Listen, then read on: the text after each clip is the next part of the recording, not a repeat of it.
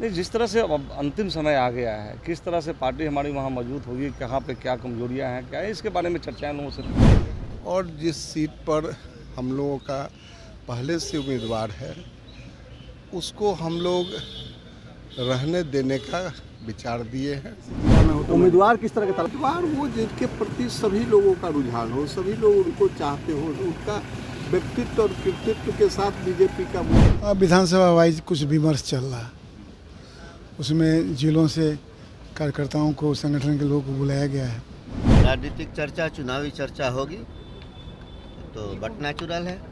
BJP core committee की बैठक की जा रही है जिसमें हर जिला के जो 10-10, 12-12 प्रतिनिधि हैं उनको बुलाया जा रहा है, फीडबैक लिया जा रहा है पिछले 5 सालों के कामकाज का, किस तरीके से ज़मीन पर सरकार के अंदर शामिल जो सदस्य हैं वो उसे उतार पाए हैं, केंद्र और राज्य सरकार की योजनाओं को किस तरीके से बिहार के कोने कोने तक पहुँचाया गया, कहाँ कमी रह गई है। विधानसभा में चुनावी साल है और चुनावी साल के साथ साथ कुछ ही वक्त में चुनाव की घोषणा हो सकती है। ऐसे में सभी सदस्यों से फीडबैक लिया जा रहा है कि आपके इलाके में किस तरीके की तैयारी, और देखिए आने वाले सदस्यों की पूरी सूची तैयार है।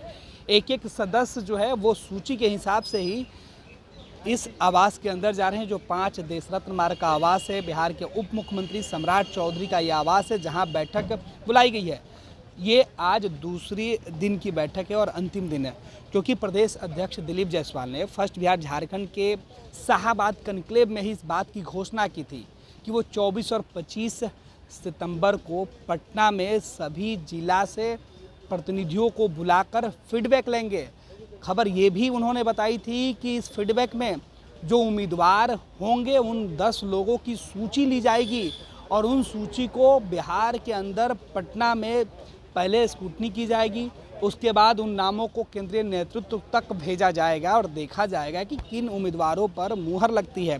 फिलहाल इस बैठक से निकलने वाले तमाम नेता उस एजेंडे पे बात सीधे तौर पे तो नहीं कर रहे हैं, लेकिन उनका सीधे तौर पे मानना है कि आज जो बैठक बुलाई गई है या कल जो बैठक की गई थी, आज जो पूरे दिन ये बैठक चलेगी जिसमें अलग अलग जिलों के जो लोग हैं उन सभी लोगों को तकरीबन 1 घंटे तक मौका दिया जा रहा है अपनी बात रखने के लिए, अपने इलाके में हुए विकास के कामों की चर्चा करने के लिए, अपने इलाके में वर्तमान जो विधायक हैं उनके बारे में फीडबैक देने के लिए, जो सरकार में मंत्री हैं उनके काम काज का हिसाब किताब देने के लिए, कई जगह से एक से ज़्यादा जो उम्मीदवार है उनमें बेहतर कौन है, इन तमाम मुद्दों पर समीक्षा की जा रही है। एक एक उम्मीदवारों के मुद्दे पर बातचीत हो रही है, हर जिला से जिला अध्यक्ष आए हैं, उन तमाम लोगों से उनकी राय ली जा रही है और इस बैठक में जो फीडबैक इकट्ठा हो रहा है उसे पेन डाउन किया जा रहा है और उस फीडबैक के आधार पर कुछ दिन बाद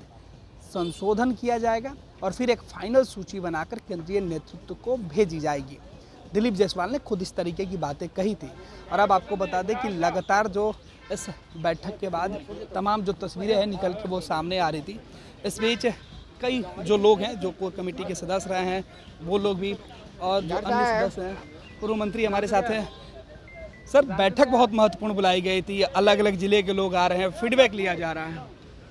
देखिए, जो संभावित कैंडिडेट हैं या सिटिंग हैं उन सब लोगों पर पूरा विचार लिया गया है और विचार अच्छे ढंग से लोग दिए हैं, कहीं कोई विवाद की बात नहीं है। और जिस सीट पर हम लोगों का पहले से उम्मीदवार है उसको हम लोग रहने देने का विचार दिए हैं।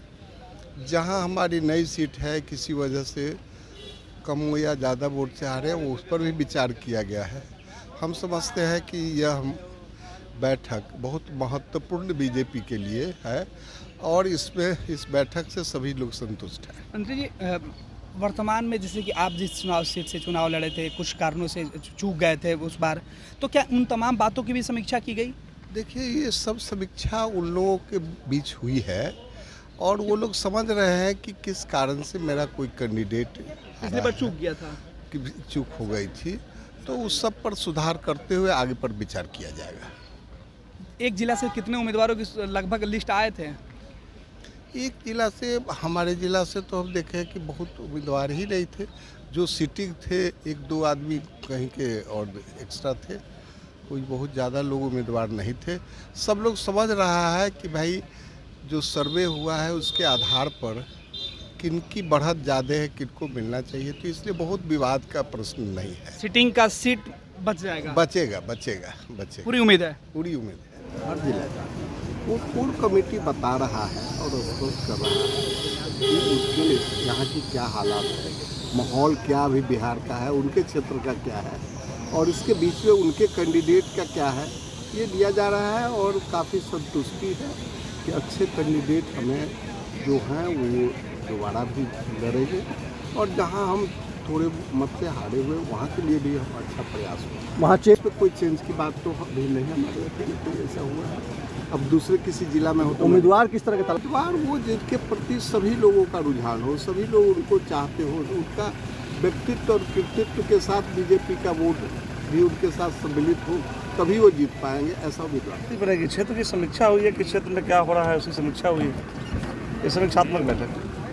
कहा जा रहा है कि इसमें उम्मीदवार चयन पर विशेष फोकस रखा गया है। नहीं तो उम्मीदवार, किसी उम्मीदवार को तो सामने रखा नहीं गया है ना। जिस क्षेत्र की चर्चा चल रही थी वहाँ से उम्मीदवार को हटाया जा रहा था। ऐसे उम्मीदवार की कोई कौन से इच्छुक है, कौन लड़ना चाहते हैं, क्या है, इस पर चर्चा है। राजू जी, काफी महत्वपूर्ण बैठक है।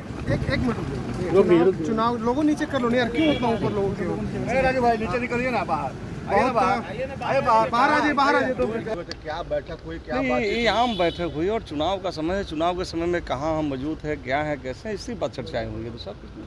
यहाँ कोई उम्मीदवार चयन की बैठक नहीं थी।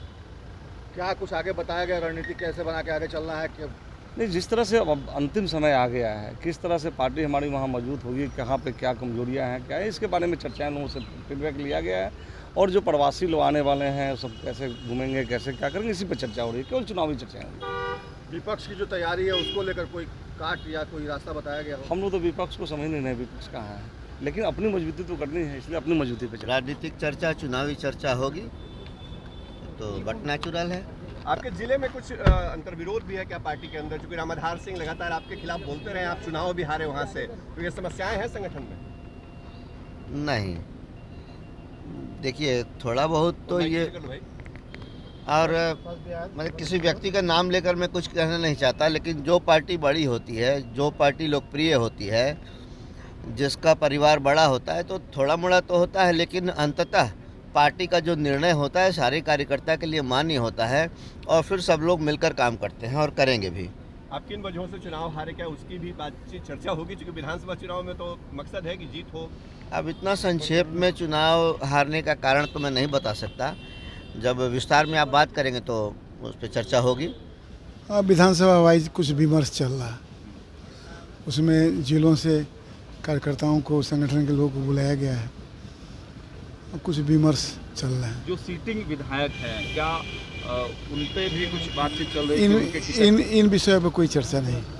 कई ऐसे सीटिंग विधायक हैं, केवल विमर्श लिया जा रहा है। घटक दलों के जो लोग हैं वो दावेदारी पेश कर रहे हैं, जैसे गोविंद गज की सीट। इस तरह की कोई चर्चा नहीं है अभी, केवल जिलों की स्थिति पर विमर्श हो रहा है। चलिए, तो सबसे बड़ी खबर है, पूर्व मंत्री सुरेश शर्मा ने हमको बताया है कि आपको बता दें कि जिस बात की चर्चा फर्स्ट बिहार झारखंड अपने हर प्लेटफॉर्म पे करते आ रहा है। फर्स्ट बिहार झारखंड ने सबसे पहले बताया था कि इस बैठक में उम्मीदवारों की सूची तैयार की जाएगी, फीडबैक लिया जा रहा है किस जगह से कौन उम्मीदवार हो सकते हैं। सीटिंग सीटों को लेकर इस बैठक में बातचीत हुई। और मुजफ्फरपुर की बात करें, जहां से सुरेश शर्मा पूर्व मंत्री रह चुके हैं, विधायक रह चुके हैं, उनका सीधे तौर पे कहना है कि हमने फीडबैक दिया है और हमारे यहाँ सीटिंग जो कैंडिडेट है उनके नामों पर सहमति बन सकती है। तो सबसे बड़ा जो है इस बैठक के अंदर से जो बड़ी खबर निकल के सामने आ रही है वो ये है कि इस बैठक में जिस बात का दावा फर्स्ट बिहार झारखंड करते रहा है कि इस बैठक में उम्मीदवार चयन की प्रक्रिया पर फीडबैक लिया जा रहा है। जिस जगह से ज़्यादा उम्मीदवार है उनके बारे में, उनके आचरण को लेकर, पार्टी में उनके महत्वपूर्ण निर्णयों को लेकर, साथ ही साथ उनकी भागीदारी को लेकर भी चर्चे किए जा रहे हैं। और अभी जो बीजेपी के वरिष्ठ नेता हैं, बिहार भाजपा के नेता हैं, सबसे बड़ी बात है कि पूर्व मंत्री हैं, कई दफ़े के विधायक हैं, उन्होंने फर्स्ट बिहार झारखंड से एक्सक्लूसिव बातचीत में इस बात की चर्चा की कि हाँ, इस बैठक के दौरान बिल्कुल फीडबैक लिया जा रहा है। हर एक सीट पर सिटिंग विधायकों के कामकाज का हिसाब किताब लिया जा रहा है, उनके जो काम बेहतर हैं या जहां वो चूक कर गए। साथ ही साथ पिछले चुनाव में जिस जगह से बीजेपी चुनाव हार गई थी उन खामियों पर भी चर्चा की गई और सीधे तौर पर यह बताया गया है कि अब किस तरीके से उन तमाम खामियों को दूर किया जाए और उससे आगे बढ़कर जीत हासिल की जाए। तो सबसे महत्वपूर्ण जानकारी है वो जो निकल के सामने आए। तो इस जानकारी के साथ हम आपको बता दें कि बिहार बीजेपी के दूसरे दिन की बैठक में जो सबसे पहले फर्स्ट बिहार झारखंड ने बताया था उसी बात पर मुहर लगी और इस बैठक के अंदर उम्मीदवार चयन की पूरी प्रक्रिया पर विमर्श किया जा रहा है। सहयोगी सिद्धि सिंह के साथ गणेश सम्राट, first Bihar Jharkhand, Patna. Panorama group, जो सोचता है वो करता है।